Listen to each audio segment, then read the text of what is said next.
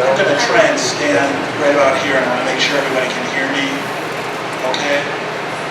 Good. Before I start, I just want to say a few words. Carrie is going to bring the lights down. Jim is trying. Someone is trying to bring the lights down. Because otherwise we won't be able to see the beauty of my amateur photography. Speak a little louder, please.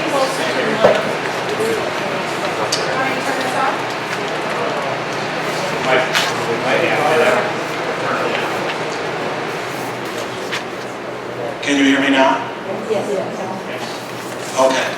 I'll try to stay rooted to this spot, but I'm a move around guy, so. And I'm not good with hand mics because I talk with my hands and that doesn't work. So if I get out of range, let me know and I'll try and be better. Before I start, I want to say a little bit about why Mount Avon means so much to me. My parents were both grew up in Rochester. My grandparents both grew up in Rochester, and my great-grandparents came here in the early 1870s. When I was about 5 years old, my mother started bringing me to Mount Avon Cemetery. She and my grandmother, this was the week before Memorial Day, would sit in lawn chairs, and I was the slave labor. They would say, no, move that geranium a little over this way, move it over that way, and we planted geraniums, and I was the guy with the spade. So, have been doing that pretty religiously for most of my life. I currently live across the street from the cemetery. So, let me tell you, there's a lot of activity that takes place in that cemetery. A couple of things I want to mention is that there has been a program sponsored by the city and the Cemetery Commission for restoring stones in Mount Avon. And there's been a lot of work. If you haven't been to the cemetery recently, be sure to go up there and take a look at stones that have been unearthed and that are available for viewing for the first time in many, many, many years. They're doing a great job out there. They've also done extensive renovations to the burial vault, the 1909 burial vault, and also completely renovated and put a new roof on the mausoleum. So there's a lot of activity out there. And you would think that nobody ever goes to the cemetery. Wrong. There are people walking and driving through that cemetery all day long. So let's have a brief overview of what we're going to talk about tonight. We basically have three modules that we're going to discuss. We're going to talk about Tombstone iconography.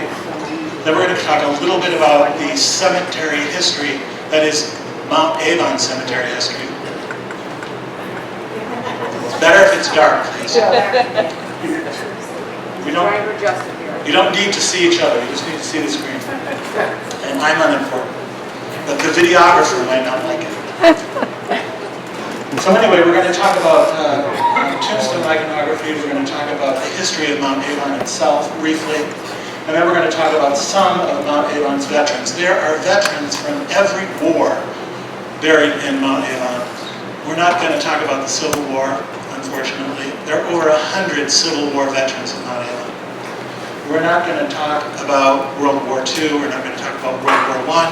We're not going to talk about the Korean War or the Vietnam War and any of the other wars that I may have forgotten. But we are going to talk about 4 of Mount Avon's Revolutionary War soldiers. And then we're going to talk about a very important pre-Civil War militia. And there are a number of people from Rochester who were buried in Mount Avon. These people were known as the Rochester Riflemen.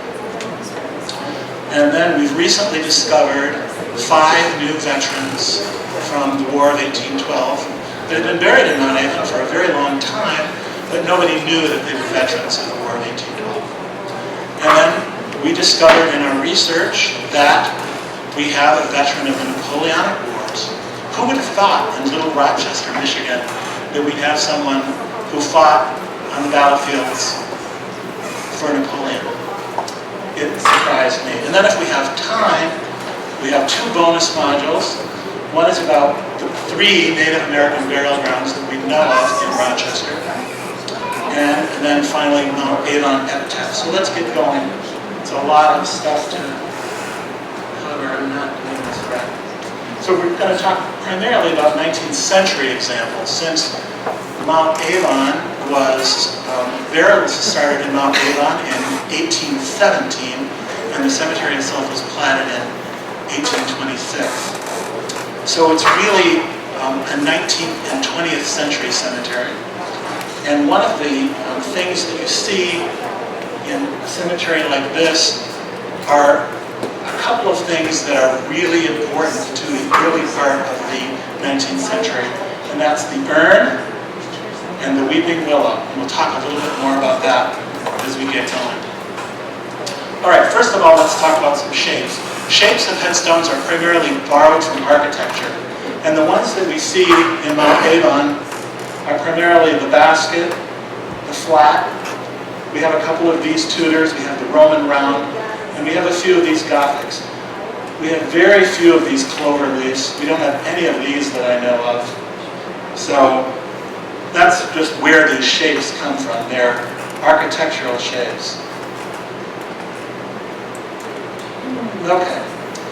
And here they are again, just sort of, we're going to look at some examples. I'm having a hard time with the clicker, so bear with me. These are examples from Mount Avon. So you have the flat and the basket. And notice that beautiful weeping willow tree. We're going to see that over and over and over again. And here we have the Gothic and the round, or the Roman arch. So those are just some of the shapes that you're going to see. Then of course later we end up with all kinds of shapes. We end up with obelisks, we end up with square shapes, round shapes, tree shapes, flat shapes. But we're talking about the 19th century here. I want to stop a little bit and talk about the New England precedents, because before people came here, the majority of the people who came to Rochester in 1817 and throughout the 19th century were from upstate New York, and many of them had roots in New England. And the kinds of tombstones that you see in the period prior to their arrival here are like this. They're the skull and crossbones are very prominent. If you travel throughout New England, you'll see these headstones made of slate with skull and crossbones. Here's a good example. Again, skull and crossbones. And notice this one has wings. We'll talk a little bit about the wings. It's a later introduction. You know, you're traveling up in time if you see wings on that stone. And here's the transition to what we call the winged soul. So by this time we've dropped the skeleton, we've dropped the skull and the crossbones, and we've moved on to what they're calling the winged soul, who is ascending into heaven. But we don't have any of these examples in our cemetery, because our cemetery really began in 1817. So there was a transition from the skull and crossbones to what we call the willow. And this willow shape comes up in many different ways. Sometimes it's a full tree, sometimes it's just a branch. And then there's the urn, and the urns, of course, are all different shapes as well. But there was a big transition from the willow to the urn, and Mount Avon Cemetery was just founded at the time when that transition was taking place. And that is, you notice from this chart, we're showing here the death head, the cherub, or the winged soul, and then the urn and the willow. And we're right here at about 1810. Some of that started earlier, but notice that the cherub, and certainly the death's head, died out long before settlers came to Rochester, which explains why we don't have any of those examples. Now, we're going to talk a little bit about why all of a sudden this transaction took place from the skull and bones and the winged head, or this winged soul, to the willow and the urn. What was behind that? Well, it all started, amazingly enough, by the publication of a book in 1762. There were two young men who met in Naples in 1748, and one was an artist, the other one was an artist and a sort of a part-time architect, and they had the grand idea of traveling to Greece to draw and measure antiquities of ancient Greece. Now, no one had ever done this before. One of the reasons why is that Greece was under the Ottoman Empire, and so European travelers were not welcome, and it was very dangerous to go to Greece. Right about this time, the Ottoman Empire fell, and so Greece was now open to European travelers. There had been books on Roman antiquities, and they had been published, and they were very successful. And these two young men, who were in their early 30s, said, let's go to Athens and measure and draw ancient antiquities and publish a book, and we can make money too. And their names were James Stewart, later named James Athenian Stewart, because of his publication, and his partner, Nicholas Revitt, and they published this book. Now, one of the really interesting things about James Stewart, a really, really fascinating fellow, he was the son of a sailor. His father died when he was quite young, and he was responsible for supporting his mother and his family. And he had talent as an artist, and he was apprenticed to a fan painter. When ladies had fans, they liked having them painted with various scenes, and that's what he did. In 1842, right after his mother died, he walked, presumably crossing the English Channel, or once he got onto the continent, he walked all the way to Naples. He established himself in Naples. He became a cicerone. A cicerone was a guide for Europeans who were making the tour of Italy. And he became one of the tours, taking people around and showing them the ancient ruins of Rome. He also published and drew pictures of and published a book on a Roman obelisk, and gained some fame by that. Sure. That should be 1748. Thank you. Yep. 1762 is the publication of the book, and they went to Naples in 1748. 1742. So the book, they went to Naples in 48, and they were there for basically 4 or 5 years. A big undertaking. And they didn't publish the book until 1762. So my apology for that mistake. We're our proofreaders when you need them. All right, so this book,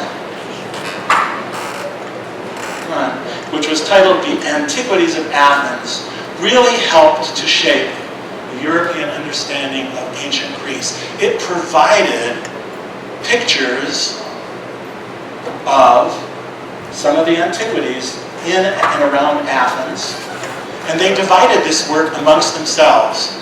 Nicholas Revitt did all of these very meticulous architectural drawings, measuring each piece of these buildings in great, great detail. And our friend James Stewart did these more drawings of what the antiquities looked like at that time, being, say, circa 1750.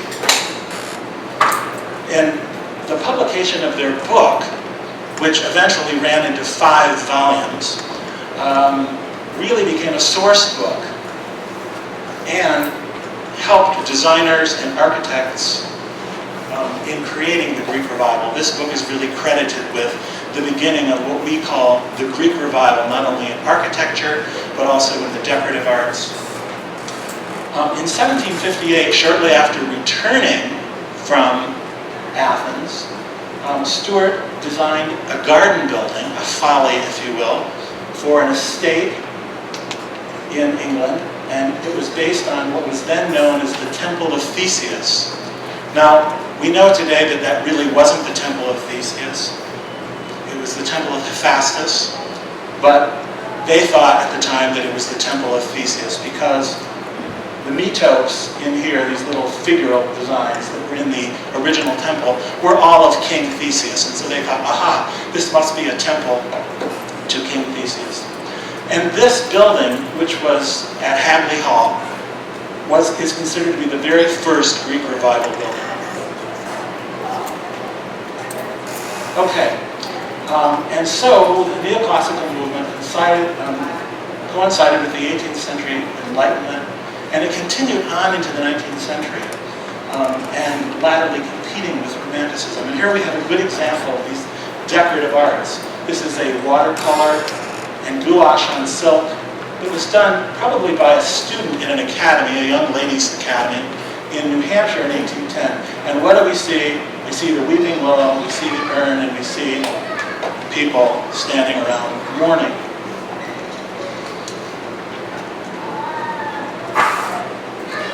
Decorative arts, it also went as far as into jewelry. We had this more kind of mourning jewelry. Again, we have this little church, we have the gravestones over here, we have the all-important urn, but notice we don't have the weeping willow.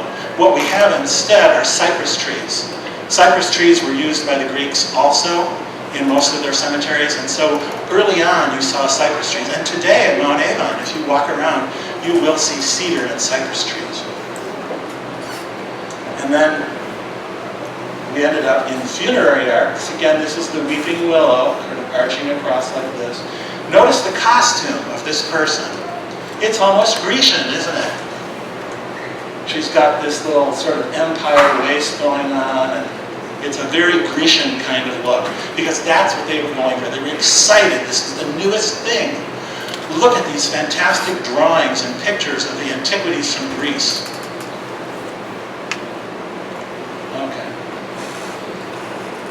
Now, why the weeping willow tree? Why did that get incorporated? A couple of things. Orpheus, who was one of Greece's most famous poets, apparently carried willow branches into his journey into the underworld. And remember, the underworld was the home of the dead. It wasn't hell, it wasn't Hades, it was the underworld. That's where the dead lived. The willow is also a symbol of immortality associated with the moon, water, and femininity. Okay. Also, in Greek mythology, the sorceress Circe planted a riverside burial ground with willow trees, which was dedicated to Hecate. And Hecate was the goddess of the moon. So this is all moon, mourning, water, weeping. And then, on top of that, willow branches were actually placed in the coffins of the dead, and then planted branches on the grave as well, with the belief that the spirit of the departed would rise with the tree. And the urn, what was so big about the urn? Well, guess what? In ancient Greece, they didn't really bury people, they cremated them. Cremation was the primary source, and people were buried in crematory urns like this. And as a result, the urn became a symbol of mourning for the ancient Greeks, even after they abandoned cremation and went into full-ground burial. And today, for example, in Greece, it's illegal to be cremated. I was reading a book about Maria Callas recently, and she wanted to be cremated, and everyone in Greece was very, very upset because this was not accepted by the Greek Orthodox Church, and it was actually illegal to be cremated in Greece. It comes from the Latin word uro, meaning to burn. And then as burial became more common practice, the urn continued. Now we see many, many examples at Mount Avon of draped or shrouded urns. And here's one here. This is in our own cemetery. And there are lots and lots and lots of these. The Flummerfelt Monument has this, and we'll see some other examples coming up. This happens to be the Terry Monument. And this was an indication that the soul has departed for its trip into the underworld. In a way, it was saying it's shrouded, and in some ways it was referred to as a veil. The veil was now covering the container where the ashes of the departed were, and it was sort of the medium for them to pass from the earth into the next life, the underworld, or in our Christian theology, into heaven or the next life. Okay, let's look at some Mount Avon examples. We have all kinds of different versions of this willow tree. This one is a really fascinating one. Notice that it has two willow trees, and it has an urn, and there's a flame coming out of the top of the urn. You see that quite a bit too. The flame was sort of eternal life. So you have the combination of the crematory urn and the flame symbolizing eternal life. Come on. Nope. Here's another example. This is Williston Stewart. He was a veteran of the war of 1812, and we'll talk a little bit more about him. But another really good weeping willow example. Here we have some urns. Over here, you notice you've got two urns and what sort of looks like an H in the middle, or perhaps a leaning column. This is an example from another cemetery, and we find these as a common theme to show the two urns with a broken column in the middle. For some reason, the carver here in Oakland County decided that his column needed to lean a little bit. I'm not exactly sure why. And here we have another couple of more examples of the draped urn. This is the Newberry family monument, and this is the Rice family monument.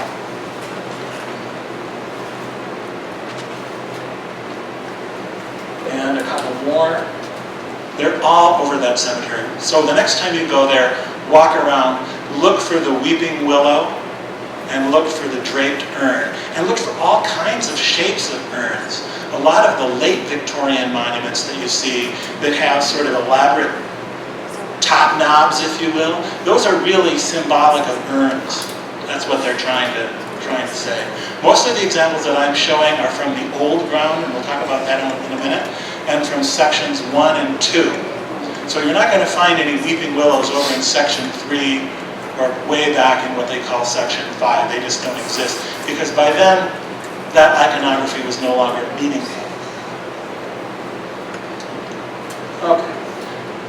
One of the symbols that we see in cemeteries all over the United States is the acanthus leaf.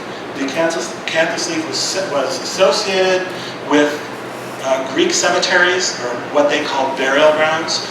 We want to stop for a minute and remember that the word cemetery didn't even come into being until around 1850. It's a Greek word that means burial chamber, or it comes from a Greek word meaning burial chamber.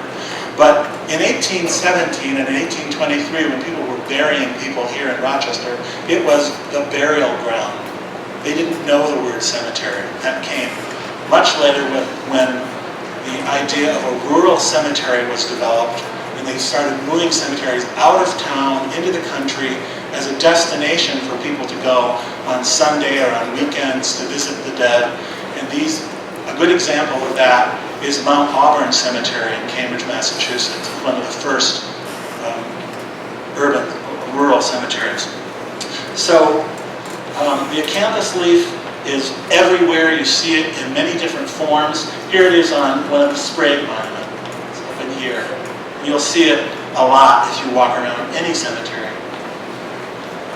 This works better if I use my thumb. The other one is the Anthemion, or the palmet.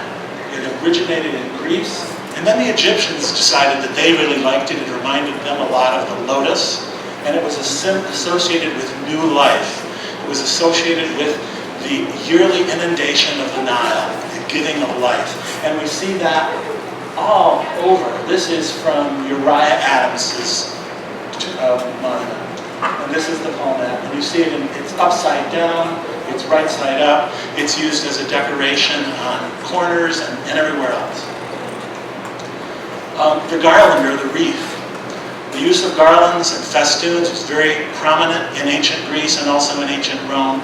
And in many cases, it was a symbol of victory. 19th century, it became a symbol of victory over death. And it comes in many different forms. In this case, we have laurel leaves. And laurel leaves were given to athletes or people who had achieved some success in the arts. This particular person, John Scott, was an architect. So it's quite fitting that he had laurel leaves. Here's another example. We have roses and morning glories over here. And then these are just roses. And note, here's our good old palmette, right? And sheaves are also another example that you're going to see a lot.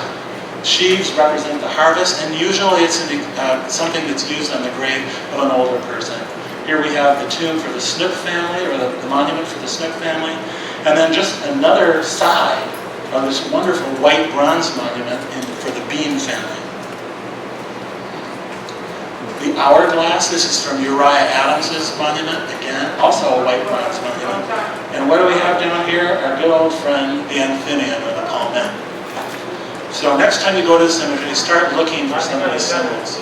The hourglass, passing of time, immortality.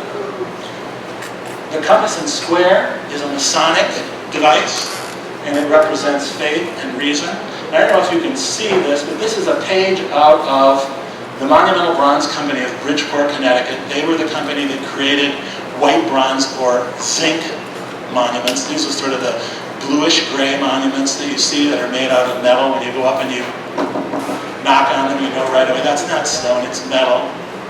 And this is a catalog of all the different symbols that you could pick. There were many of them, but this is for fraternal organizations. So you got the skull and crossbones, you've got the Oddfellows symbol for charity, another symbol for the Oddfellows. This is the Eastern Star, this is the Knights Templar, and then these are other Masonic devices. So you'll see lots and lots of those. And then the tree trunk, it's a symbol of the brevity of life, the fallen person, not that they have fallen morally, but they are no longer with us. And the example that we're showing on the right is not from Mount Haven, but it's the most exuberant example of a fallen tree that I've ever seen anywhere. It's in Pontiac at Oak Hill Cemetery. But this is an example from our cemetery. And note this beautiful lily down here. We're going to talk about lilies in a minute. And the scroll for the name. And this little thing where the tree is cut off, that's an indication of life cut short. And it's also a form that was used by Woodmen of the World. Woodmen of the World was a type of insurance company. You could pay in and you were assured that when you died, you would get a tombstone of some kind. And usually they were made out of log, made to look like logs. They're actually poured cement. Oak leaves and acorns, the mighty oak tree, strength, honor, longevity, steadfastness. We have two wonderful examples of this. This is a husband and wife. And these are the oak leaves, and there are, if you're close enough, you can see there are little acorns in there. And you see that a lot as well. And then we have what we call twin columns or the arch. These are almost always a married couple. Husband and wife, or excuse me, wife and husband. And it represents the gate of heaven, or the passing from this life into the next life. Now the thing to remember about all of these symbols is that they're not hard and fast. Sometimes a flower is just a flower. They liked the lily, so they put it on there. They weren't thinking about, or they said, oh, mother likes roses. Let's pick that garland of roses out of the book and have that on. But there were also this symbolism that was going underneath it as well. Now what we didn't talk about all the various religious symbols because we just don't have time to do that. Any questions about any of the iconography examples? Okay, let's move on. We're going to talk a little bit about Oakland County's oldest officially platted cemetery. 9 years after the arrival of the James Grant Party in 1817, the village of Rochester was platted and 1 acre was set apart for a cemetery, and that's what we call the Old Round Day.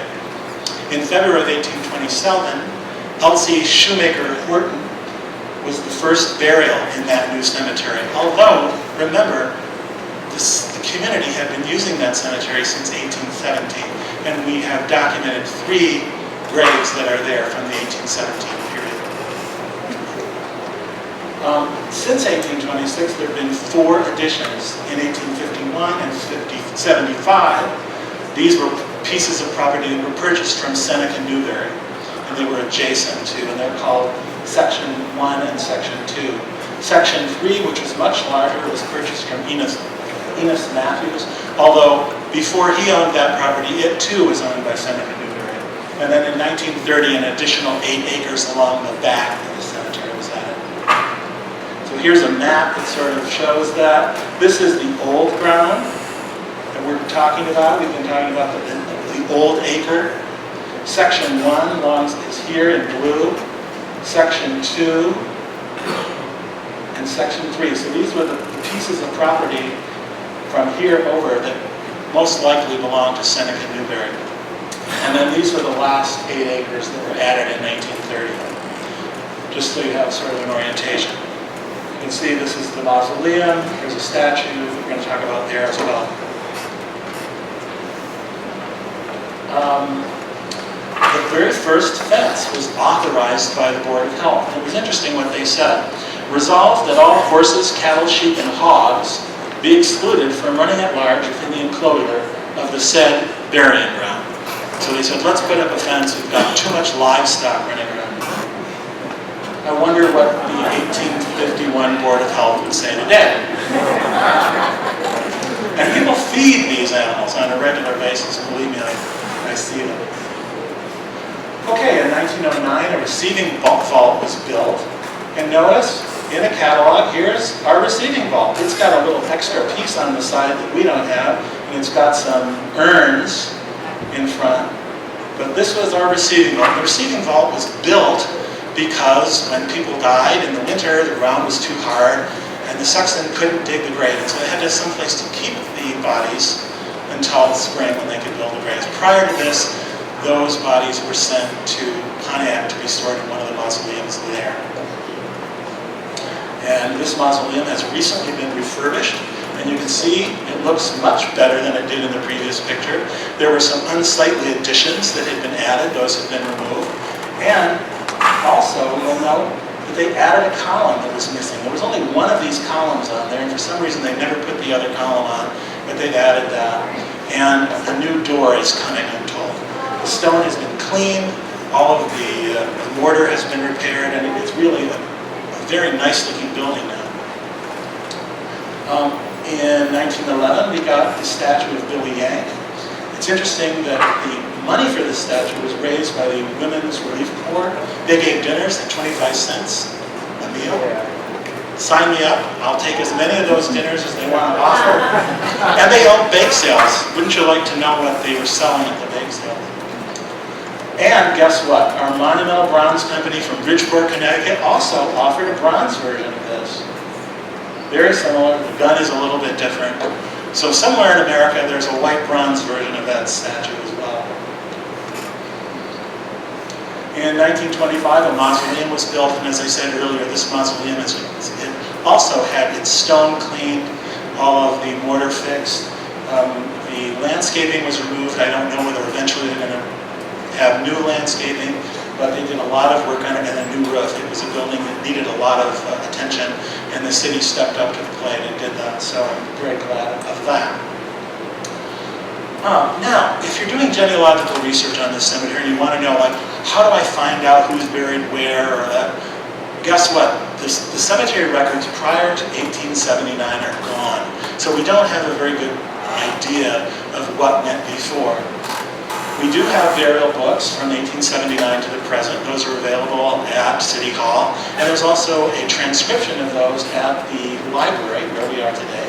That's the 1981 Rochester Historical Commission publication. And luckily, our good old friends, the Daughters of the American Revolution, did a transcription in the 1920s. So a lot of the information that was lost pre-1879, we can sort of go on what they saw in the 20s when they walked through the cemetery. And then finally, our cemetery was placed on the State Register of Historic Sites in 1979. Trying to cover a lot of material quickly because this is a gigantic topic. So that's our cemetery history. Let's talk a little bit about our veterans. From the Revolutionary War, we have 4 veterans: Nathaniel Baldwin, Dr. Cyrus Chipman, and we have an example of his stone here, a very beautifully carved stone.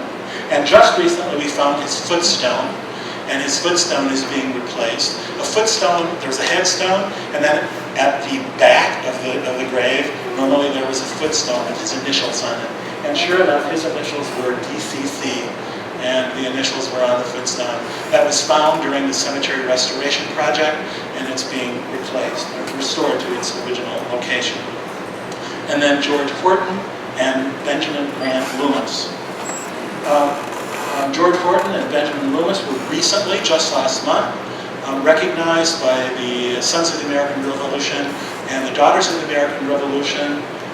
They rededicated those graves, and in the case of George Gordon, a new stone was placed, and Mr. Loomis got an additional stone that included his Revolutionary War service. Pre-Civil War militia. We don't often think of the fact that there was this militia going around, but there was.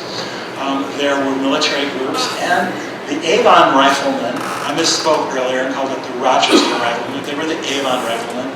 They were considered a star organization in the county, and this is information coming out of the 1877 Durant's History of Oakland County. There were officers, Calvin Chapel. Calvin Chapel was also a GSB. I did a little research, and a GSB is a Grand Sword Bearer in the Masonic Order, and he was one of the early and prominent members of that Stony Creek Masonic Lodge, what we call Mount Moriah, probably the first Masonic Lodge in all of Michigan. Calvin Green, we're going to talk a little bit, not so much more about Calvin Green, but about his, if we have time, his famous nemesis, Calvin H. Green. This was Calvin A. Green, and there was a Calvin H. Green. Yes, in Rochester, a small town, we had 2 Calvin Greens. Must have been very confusing. Calvin H. Green later started calling himself Harlow, because it was just too confusing. Almer and Brotherton, Thomas Stewart, C.Z. Horton, who was the grandson of that Revolutionary War soldier that we looked at just a little while ago. And in addition, listen to how many people were in this. 4 corporals, 2 bass drummers, 2 snare drums, 3 fifers, and 44 privates. So this was a crack organization. And here is our friend Almer and Brotherton. Now notice he's got the ever-present all-pointing finger. And many people say, what does that mean? We're going to talk a little bit about the pointing hands. It's like pointing up to heaven, sort of the ascent. And hands mean lots of different things. But this is a beautifully carved stone. And on the opposite, the very same stone, is his wife. Also beautifully carved. She didn't get her own stone, she was just on the back of his. And you can miss hers because he's facing in towards the cemetery, she faces the street. So if you're driving by, you'll probably notice her, Mary Marsh Brotherton, and not him. But if you're in the cemetery, you'll notice him. The other thing is, did you know that our cemetery is what is known as an afternoon cemetery? There are morning cemeteries and afternoon cemeteries. Our cemetery is an afternoon cemetery because most of the headstones face west. When you're walking, you see the inscriptions. So the sun is in the west, and the sun is lighting up the heads of the stones. So if you want to take pictures in that cemetery, taking pictures in the morning is very difficult because the sun will be facing you right into your eyes and into the camera. You don't get very good pictures. So the best time to take pictures in an afternoon cemetery is the afternoon. Okay, that's the Avon Riflemen. Now to the War of 1812. We knew early on that we had 3 veterans of the War of 1812. George Gordon, David Rahs, and Abraham P. Young. And you can see here that David Rahs even got marked by the Daughters of the War of 1812. That's an official bronze monument marker that they put on there. And they held a ceremony similar to what the DAR and the SAR did for the Revolutionary War vets. But we didn't know about these other 5. As I was walking through the cemetery, I noted these people were all of an age that they probably could have participated in the War of 1812. And so I started doing some research, and I found that these 5 gentlemen did indeed fight in the War of 1812. We found land grants, that they were given land here in Michigan as a result, bounty lands, if you will, for fighting in the war. We found pension records, and we found also military records of their service. So they've all been documented very carefully, and I worked in conjunction with the Daughters of the War of 1812. So let's focus just a little bit on some of these new guys. Adolphus Abbey, don't you love that name? Adolphus Abbey was married to Harriet Chipman. Dr. Cyrus Chipman, the Revolutionary War soldier, was her father. And he's buried very close to Dr. Chipman. In 1822, he purchased 80 acres in Troy Township. However, sad story, at the age of 32, he was judged incompetent and was appointed a guardian. And then in 1829, in the 35th year of his age, he died and was buried here. His wife was still a fairly young woman, and she remarried and lived to be 92, moved to Shelby Township. And I often think, what was it like to be in the War of 1812? What kind of battle fatigue, what kind of stress did he experience? And did that have something to do with him being judged incompetent at the age of 32? We don't really know, but it was a really interesting story. And this was one of those stones that was buried in the ground. We didn't even know it was there, and our delver found it. Okay, Richard Lacey is another one.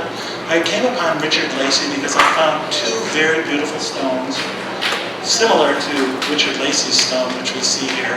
And those 2 stones were standing right next to each other, in fact, so close that they were touching. And that's kind of unusual. You don't see 2 stones actually touching. And I did a little research and found out that they were twin brothers, Jeremiah and Richard, I think was his name. And I thought that they both died quite young. One died maybe 23 or 24, and the other died maybe 26. Both of them died of fever. Remember that we were living in the frontier, and it was quite common to die of cholera. It was quite common to die of smallpox. One of the other things that I found, and this was with the person, Mr. Carter, who's doing a lot of the headstone restoration, we were walking through the cemetery and said, why are there so many people who died in 1854? What happened in 1854? Lots and lots of people died in 1854. And so we did a little research, and sure enough, there was a smallpox epidemic in Oakland County in 1854. So I guess what I'm trying to say is that as you walk through the cemetery, you see these things, and if you have a questioning mind, you go, wow, what's the story behind these 2 stones? They're twin brothers. And then I did some research on their father. He was also a member of that early Stony Creek Masonic Lodge. He owned a farm, and in 1850, his real estate was valued at $10,000, which was a very large amount. When you go through the census records from that time, $10,000 was a big amount. Lots were like at 600, 400, 200. And he drew a pension. That's how we know for sure that he was in the War of 1812. He's also mentioned in connection with the Stony Creek Cemetery. It says that the deed for the lot on which the Stony Creek Cemetery is located was given in 1839 by, this is no surprise, Nathaniel Miller and his wife to Richard Lacey and others to be used for burial purposes. Now, why Richard Lacey decided to get buried at Mount Avon instead of the cemetery that he was connected with over there at Stony Creek, I don't know, but we're glad that he and his children are buried there. Captain John Miller, this is another really interesting person. He was a soldier of the War of 1812. He settled in Avon Township in 1819 on 2 tracts of 80 acres. because his brother fought in the War of 1812 as well, and they got bounty lands, one for him and one for his brother. He was only 16 years old when the war broke out. His father was dead, and he and his brother were the sole supporters of his mother. He married Eunice, the daughter of Lemuel Taylor. Those of you who know Rochester history know about Lemuel Taylor. And he helped to lay out Crook's Road. Now, he was known as a captain because when he was living back, on the flats in Mount Clemens, he and his brother had a boat that they ran up and down the Detroit River. So it wasn't from his military exploits, but rather he was a ship captain or a boat captain. Now, the Napoleonic Wars. This one was another one. Walking through the cemetery in section 2, I came upon this really odd sort of stone, and I saw the name, and I thought, gee, I wonder, it was a stone that was only like half there, like it looked like the top of it was missing. Well, I discovered that this man, who Rochester knew as John Oliver, was born in France, and in France his name was Jean-Baptiste Olivier. He was born in France in 1794. He served in the French Republic at the very tail end of the Napoleonic Wars. And there's a reference, again, History of Oakland County, 1877, talking about 2 veterans of the Napoleonic Wars in Oakland County, one of them in Avon Township. He was a cabinet maker. We found the ship manifest for the ship that he came on. It was the brig Le Léonard. He came with his wife and 2 children, and he arrived in New York City on August 29th, 1828. And this indeed is a brig. So this is the kind of ship that he was on. And this is the Napoleonic battle flag. I just thought it was fascinating that we had a Napoleonic War veteran. He's buried in section 2 with his wife, Généreuse Rose Burial. Généreuse in French means generous. In Rochester, she was just plain old Rose Oliver. They came to Rochester in 1830, and they lived on the east side of town. And you can see in red here, this says J. Oliver. So you own that little chunk of land. And then this says Mrs. Oliver. And that's right on the corner of 4th and East Street. And sure enough, East Street at one time was known as Oliver Street, and we have Debbie Larson to thank for this. In the Rochester era in 1877, there was the following. Mrs. Barley built a residence on the corner of 4th and Oliver Streets worth $1,000. Must have been quite a house. And this is Mrs. Barley. Mrs. Barley was on that boat in 1828, coming from France, and her name was Marie.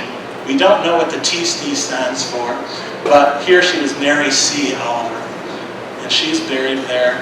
And in the 1860 census, she and her 2 sisters, Rosetta and Polly, were listed as seamstresses, and her brother and her father were listed as carpenters. So just a little bit of Rochester history. The next time you go down East Street, think Oliver Street.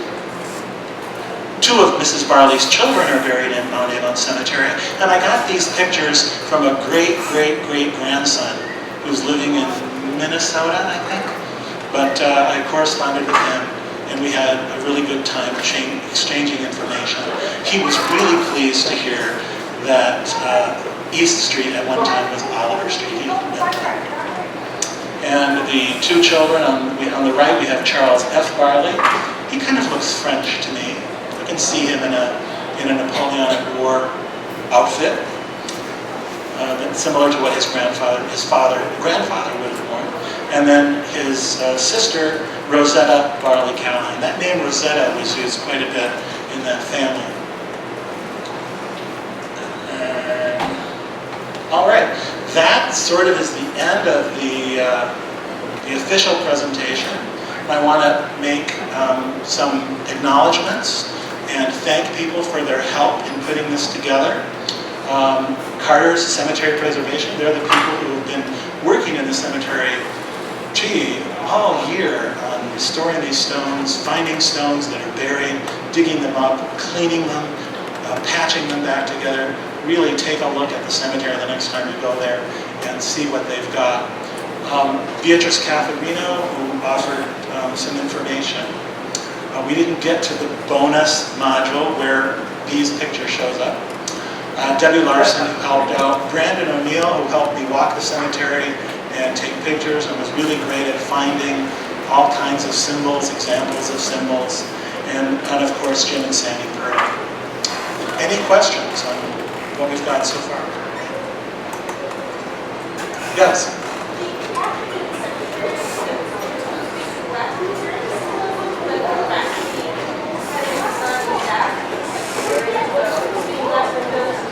I suppose there probably is. If you walk like all over Michigan and all over New England as well, they seem to be either east or west. And what we're talking about is when you're facing the stone and reading what's on the stone. If it's an afternoon cemetery, the sun is at your back, so it illuminates the stone.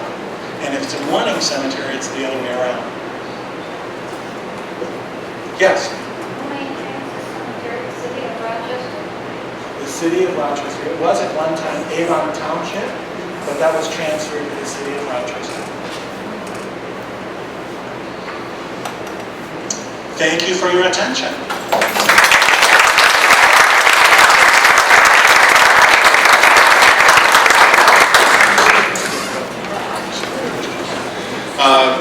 Ed's going to stick around and probably answer any of the questions if anybody was too shy. And also let you know that the cemetery walk tickets are available in the back. And if you want to take advantage of that while we're here, so just knock yourself out. And we appreciate everybody, should we say, enduring this nice warm afternoon. I really appreciate all of you coming here, so thank you very much. I also have a handout of suggested reading. It's sort of a bibliography. For those of you who would like it, I'm going to put it back there on the shelf, and if you want one, feel free to take one.